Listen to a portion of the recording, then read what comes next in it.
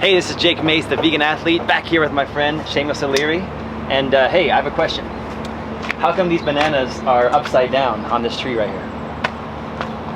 That's something we'll have to ask Mother Nature. I actually don't know why they do that. Mother Nature grows them upside down, but this is a banana palm. Right. And where are we at right now? We are at the Maricopa County Extension Office, which is 43rd Street and Broadway. In Phoenix. In Phoenix. And what we're doing here is the third Thursday of the month, every 7:30 p.m., the Arizona Rare Fruit Growers Club meets. So that's what we're doing here tonight. And this here is the demo garden, the demonstration garden. So this is going to have a lot of tropical goodness here at the demo garden. Yes. Including bananas. Correct. So these guys are fruiting, and it's middle of August, 115 degrees right now, 117 tomorrow. Yes. And these bananas are still fruiting. They look good. They look good. And that's kind of the point of this, is to highlight that even in the middle of 115 degree temperature in August with little humidity, full sun, everything's been cooking for a few months now, that you can still grow these fruit trees here. And this isn't even somebody's house. These trees actually get very little care here. Very little care. Yes. So if you had them at your house and you're giving more care, it'd even be better. Correct. Yeah. Cool. And can you show us some of the amazing trees that are growing here? Definitely. Okay. I know we have a Rajapuri here in the garden, and I believe there's an ice cream behind us. And that's the flower, huh? Yes. I'm pretty certain this is the Rajapuri here, because this is the shorter banana. Rajapuri. Max out 6 to 8 foot. Okay. And then the bananas behind us there, I'm pretty certain are the ice cream bananas, because those get about 10 to 12 foot. Nice. And it looks like next to the ice cream bananas, you've got a longan or longan tree. Beautiful longan tree. With fruit on it. Yes. Check this out. And so I know that on a tree like this, a lot of times you'll find the most ripe fruit just laying on the ground. Correct. And also the old dried up ones. The old dried up ones. Give me permission to pick one of these? I'm giving you permission. Although I don't have authorization to give permission, I'm giving you my permission. I already picked it. That's too bad. All right, so I know that these are kind of like a lychee fruit, where you peel the skin off and it's got a grape-like fruit on the inside, correct? Yes. And in Chinese, they say this is called a longan, the dragon eye, and it looks like a dragon's eye. They look about right.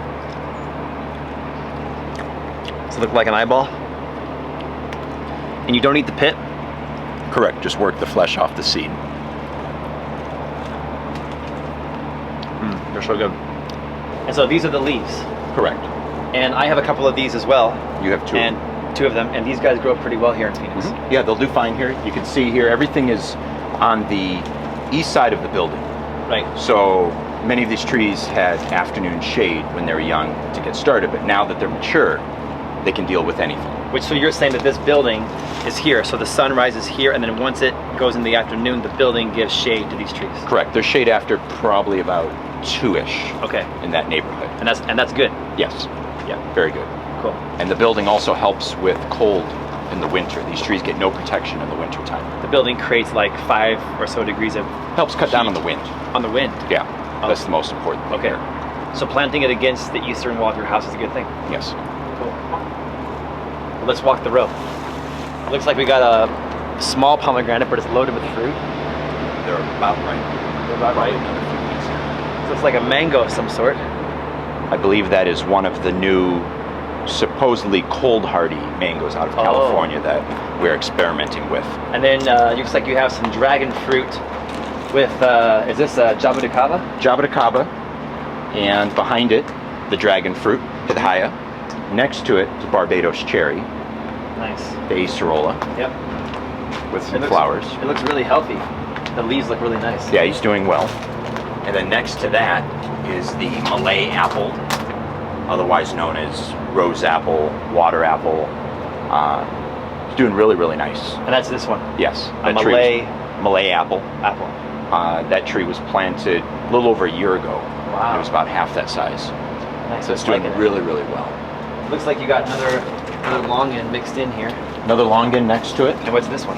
This here looks to be a wax jambu. Wax jambu.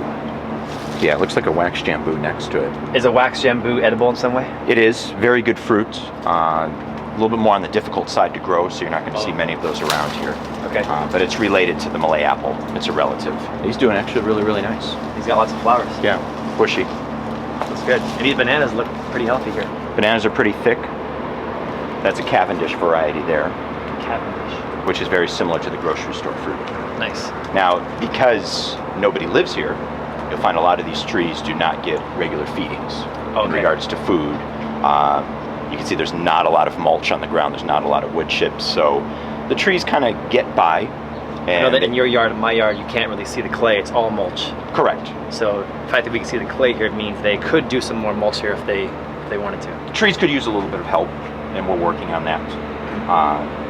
But you see, even without that, they're still doing fine here through the hottest parts of the summer, driest parts of the year. Totally. And we're doing okay. Because this is literally the hottest part of the year right now. August is hell. This is the worst that they'll ever look. Yes. So, yeah. Nice. And there's also a couple trees I know that are very rare here, like a black sapote. Yes, and that's going to be back in the corner. Let's go see that one. So this tree behind me looks really nice and it's loaded with fruits, like these two fruits. So what is this guy? This is white sapote. White sapote. Which is fairly easy to grow here. They will take cold. They'll take full sun. They don't need any babying. Okay. And the grafted trees will start fruiting after about year 2. Seedlings will fruit generally after about 5 years-ish. And this one's loaded with fruit, so how do you know when the fruit is ripe? Just experience. When they start to soften up a bit and they change color. Okay. The best way to eat the white sapote is to skin them, take the flesh out, freeze it, and use it in smoothies. Oh. Eaten raw, kind of Right. But frozen, they're really good.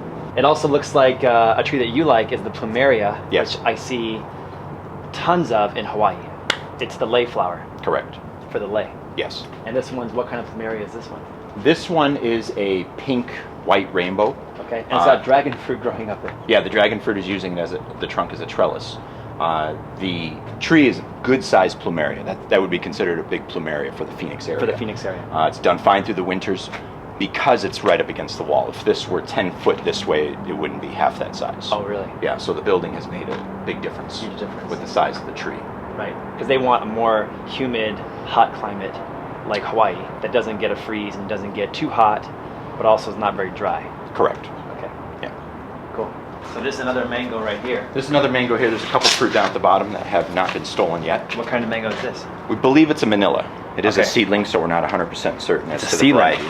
So this grew from seed. Yes. Wow. And these will get a lot larger. They'll get about 2 to 3 times that size. And it looks like, what's this funky business going on down here on this mango tree? What are they doing with these two? It looks like a cast on here. That is an air layer. And so they're trying to sprout the branch, basically. Correct. That's a form of propagation. When you air layer, basically what you're doing is you're speeding up the fruiting process.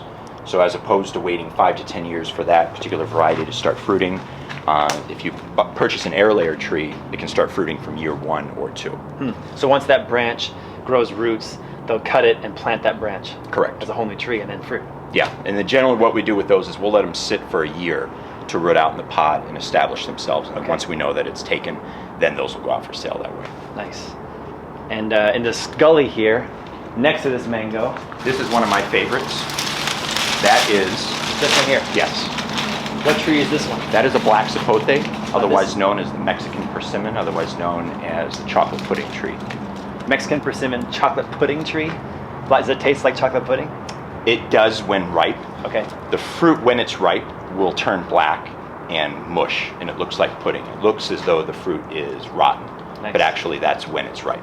And this one looks like, I mean, the tree looks super healthy. The leaves are dark green, and it looks fantastic. It's a beautiful tree. Black sapote, even without fruit, are one of my favorite. It's huge. Yeah. Now this one looks huge, it looks really healthy, and does it fruit? This one has not fruited yet. Okay. This was also planted as a seedling. Okay. And seedlings can A, sometimes never fruit, B, take a long time to fruit.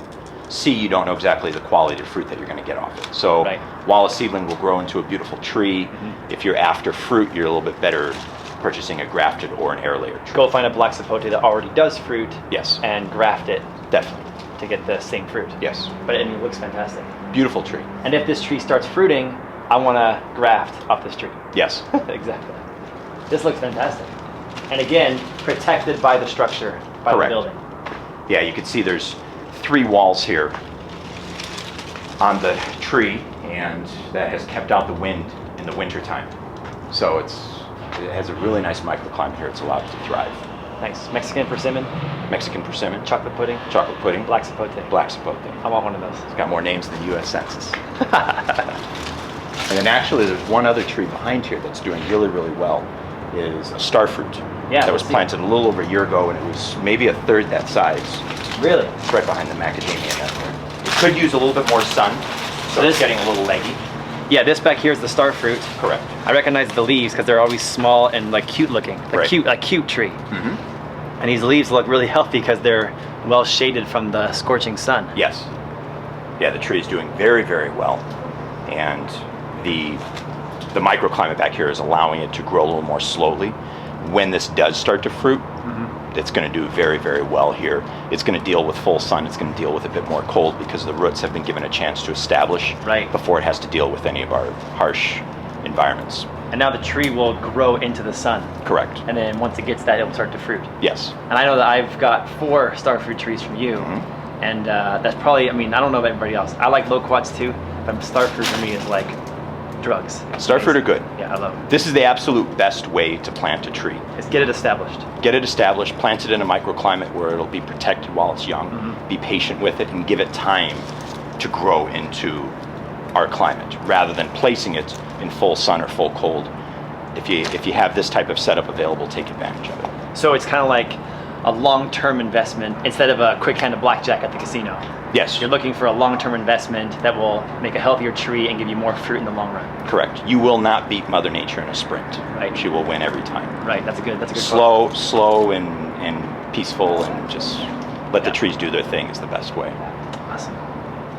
And it's getting dark on us. We got to stop this video. But to close, you also got sugarcane. Yes. Very nice batch of sugar cane. And this is the sugarcane part. Yes.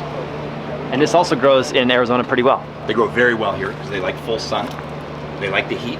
The only requirement is water. Okay. And this is ready to be harvested.